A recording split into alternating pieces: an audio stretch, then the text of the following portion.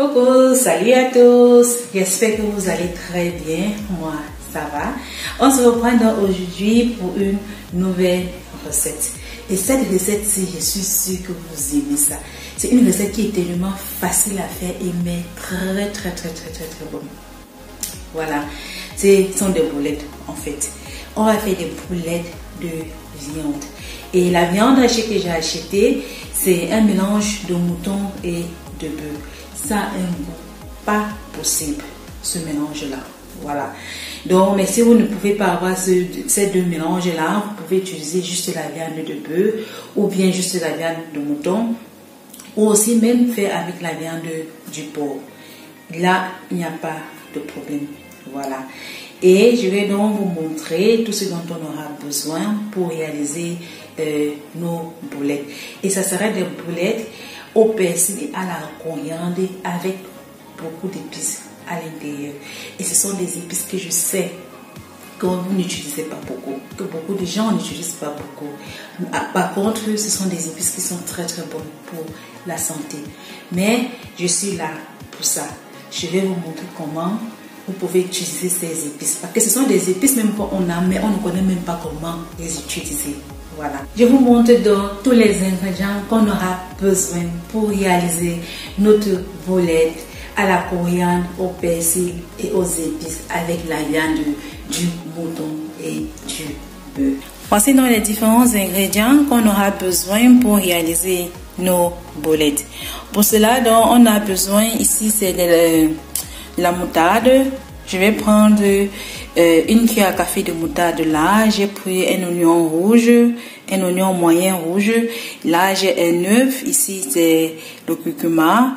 Là, c'est l'anis vert, du sel qui est là, d'un mélange de poivre et du romarin sec qui est là.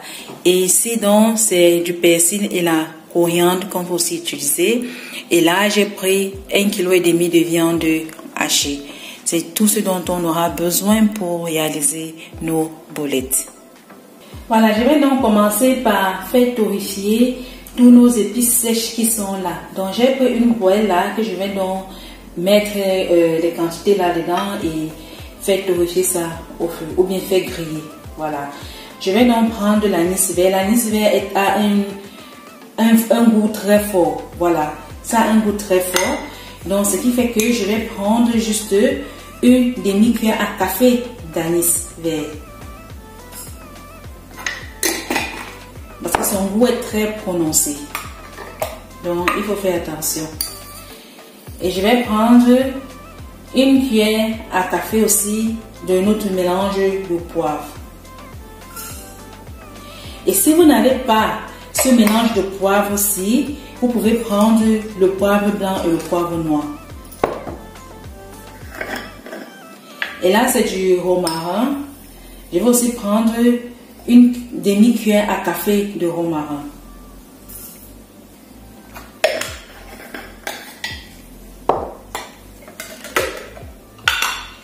Et ici, ce sont les grains de moutarde. Je vais aussi prendre une demi-cuillère à café de grains de moutarde.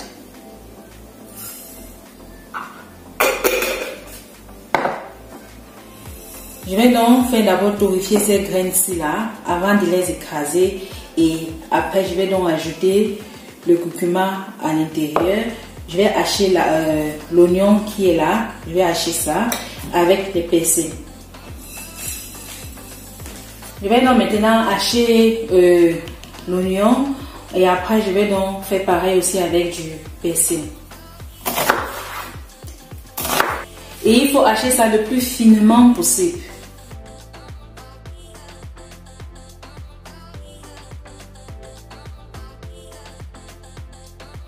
Voilà, là maintenant j'ai donc pris la coriandre. Ça c'est 10 branches de coriandre.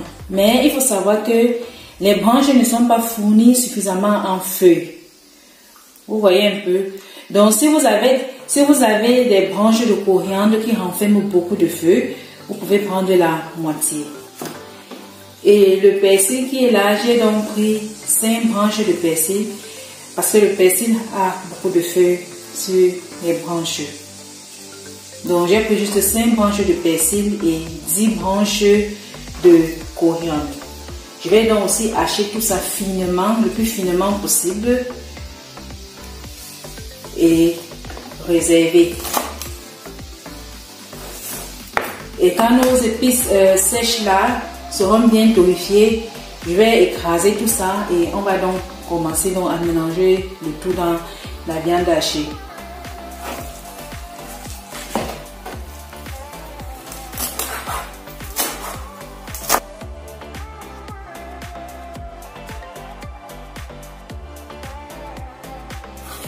Voilà nos graines qui sont en train d'être torréfiées. Et moi j'aime bien faire torréfier mes épices sèches ainsi parce que ça dégage beaucoup plus d'odeur et le goût de ça dans nos plats, c'est vraiment un bonheur quoi. Là ça a suffisamment grillé, vous voyez là. Donc il faut faire attention que ça ne brûle pas surtout. Donc là maintenant j'éteins le feu et puis je vais laisser refroidir avant de les écraser. Voilà, là maintenant j'ai déjà tout donc apprêté. Je vais donc commencer donc avec le mélange. Là ce sont les épices donc que j'ai déjà écrasées, nos épices sèches là. Et ici là donc c'est l'oignon rouge et persil et coriandre. Là j'ai un œuf que je vais mettre là dedans. Je vais mettre une cuillère à café de curcuma et du sel.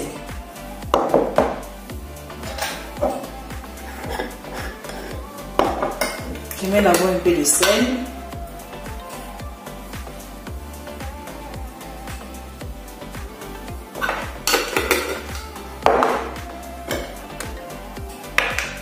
Je vais donc mettre une cuillère à café de curcuma.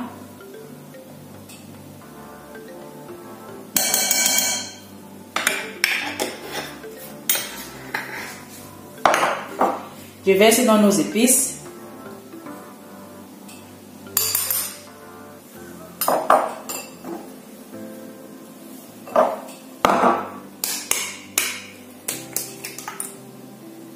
Je préfère toujours casser à côté parce que j'ai été déjà victime une fois.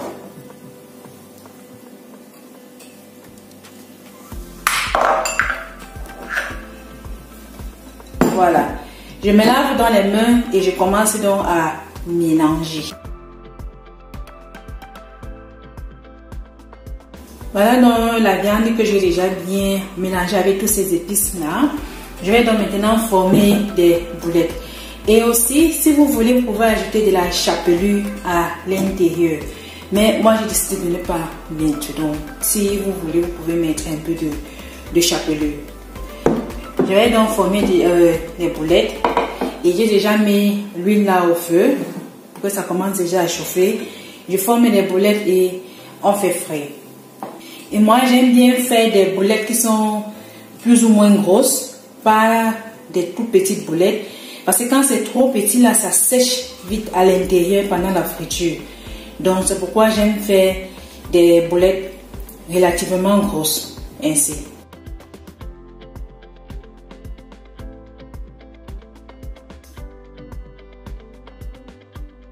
Voilà, dans les boulettes que j'ai déjà formées, je vais donc mettre, regarder si l'huile chauffe suffisamment pour commencer donc avec la friture.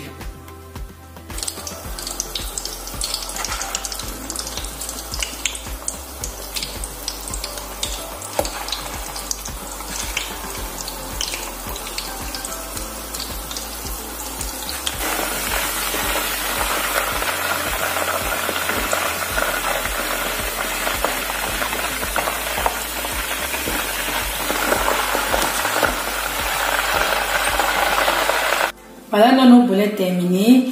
Je vais donc prendre une boulette et je vais couper, que vous voyez un peu l'intérieur.